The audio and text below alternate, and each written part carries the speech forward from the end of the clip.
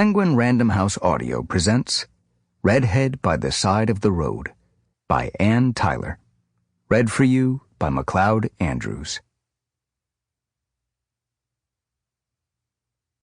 Chapter 1. You have to wonder what goes through the mind of a man like Micah Mortimer. He lives alone. He keeps to himself. His routine is etched in stone. At 7:15 every morning you see him set out on his run. Along about 10 or 10:30 he slaps the magnetic tech hermit sign onto the roof of his Kia. The times he leaves on his calls will vary, but not a day seems to go by without several clients requiring his services. Afternoons he can be spotted working around the apartment building. He moonlights as the super. He'll be sweeping the walk or shaking out the mat or conferring with a plumber. Monday nights, before trash day, he hauls the garbage bins to the alley. Wednesday nights, the recycling bins. At 10 p.m. or so, the 3 squinty windows behind the foundation plantings go dark. His apartment is in the basement. It is probably not very cheery. He's a tall, bony man in his early 40s, with not-so-good posture, head lunging slightly forward, shoulders slightly hunched, jet black hair, but when he neglects to shave for a day, his whiskers have started coming in gray. Blue eyes, heavy eyebrows, hollows in his cheeks. A clamped-looking mouth. Unvarying outfit of jeans and a t-shirt or a sweatshirt, depending on the season, with a partially erased-looking brown leather jacket when it's really cold. Scuffed brown round-toed shoes that seem humble, like a schoolboy's shoes. Even his running shoes are plain old dirty white sneakers, none of the fluorescent stripes and gel-filled soles and such that most runners favor, and his shorts are knee-length denim cut-offs. He has a girlfriend, but they seem to lead fairly separate lives. You see her heading toward his back door now and then with a sack of takeout. You see them setting forth on a weekend morning in the Kia, minus the tech hermit sign. He doesn't appear to have male friends. He is cordial to the tenants, but no more than that. They call out a greeting when they meet up with him, and he nods amiably and raises a hand, often not troubling to speak.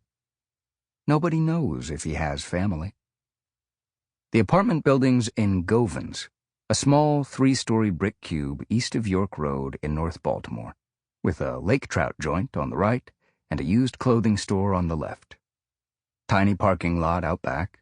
Tiny plot of grass in front, an incongruous front porch, just a concrete slab stoop, really, with a splintery wooden porch swing that nobody ever sits in, and a vertical row of doorbells next to the dingy white door. Does he ever stop to consider his life? The meaning of it? The point? Does it trouble him to think that he will probably spend his next 30 or 40 years this way? Nobody knows. And it's almost certain nobody's ever asked him. On a Monday, toward the end of October, he was still eating breakfast when his first call came in. Usually his morning went a run, a shower, then breakfast, and then a little tidying up. He hated it when something interrupted the normal progression. He pulled his phone from his pocket and checked the screen. Emily Prescott, an old lady. He had dealt with her often enough that her name was in his directory. Old ladies had the easiest problems to fix, but the greatest number of fractious questions. They always wanted to know why. How come this happened, they would ask. Last night, when I went to bed, my computer was just fine, and this morning it's all kerblooey. But I didn't do a thing to it. I was sound asleep. Yeah, well, never mind. Now I've got it fixed, he would say. But why did it need fixing? What made it go wrong? That's not the kind of question you want to ask about a computer. Why not? On the other hand, old ladies were his bread and butter. Plus, this one lived nearby in Homeland. He pressed talk and said, "Tech Hermit." Mr. Mortimer? Yo. It's Emily Prescott. Remember me? I have a dire emergency. What's up? Why, I can't seem to get my computer to go anywhere at all. It just completely refuses. Won't go to any websites. And yet I still have a Wi-Fi signal. Did you try rebooting? He asked. What's that? Turning it off and then on again like I showed you? Oh, yes! Sending it for a timeout, I like to call that. She gave a flutter of a laugh. I did try, yes. It didn't help. Okay, he said. How's about I come by around 11? 11 o'clock? Right. But I wanted to get a present for my granddaughter's birthday on Wednesday, and I need to order it early enough for the free 2-day delivery. He stayed quiet. Well, she said. She sighed. All right, 11. I'll be waiting. You remember the address? I remember. He hung up and took another bite of toast. His place was bigger than you might expect, given that it was in the basement. A single, long, open space for the living room and the kitchen combined, and then 2 small, separate bedrooms and a bathroom. The ceiling was a decent height, and the floor was paved with not too shabby composition tiles in a streaky ivory color. A beige scatter rug lay in front of the couch. The minimal windows up close to the ceiling didn't allow much of a view, but he could always tell if the sun was shining, which it was today. And now that the trees had started to turn, he could see a few dry leaves collecting around the roots of the azalea bushes.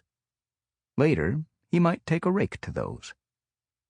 He finished the last of his coffee and then pushed back his chair and stood up and carried his dishes to the sink. He had a system.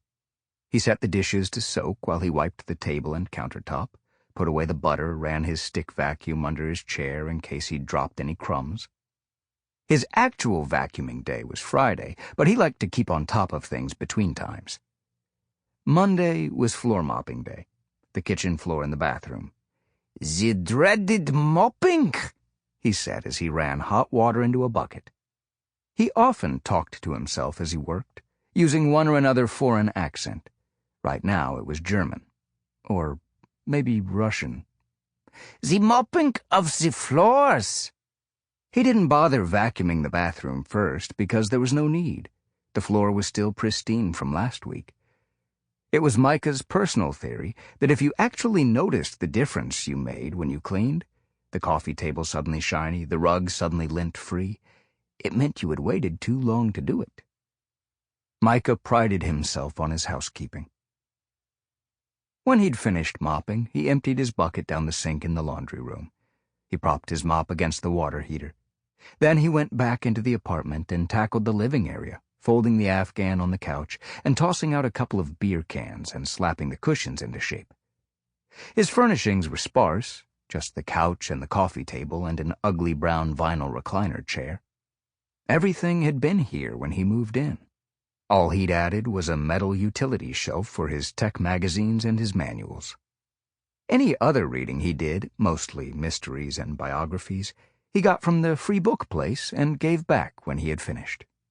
Otherwise, he'd have had to buy more shelving. By now, the kitchen floor had dried, and he returned to wash the breakfast dishes and wipe them and put them away. Some might leave them to air dry, but Micah hated the cluttered appearance of dishes sitting out in a draining rack. Then he put on his glasses, rimless distance glasses for driving, and grabbed the car topper and his carryall and left through the back door. His back door was at the rear of the building, at the bottom of a flight of concrete steps that led up to the parking lot. He paused after he'd climbed the steps to assess the weather.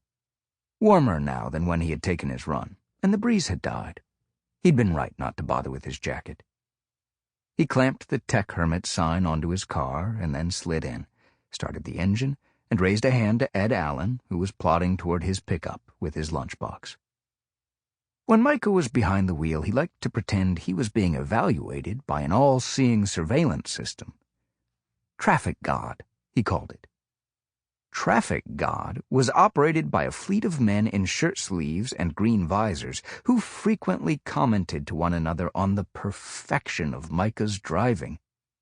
"Oh, notice how he uses his turn signal even when no one's behind him," they would say.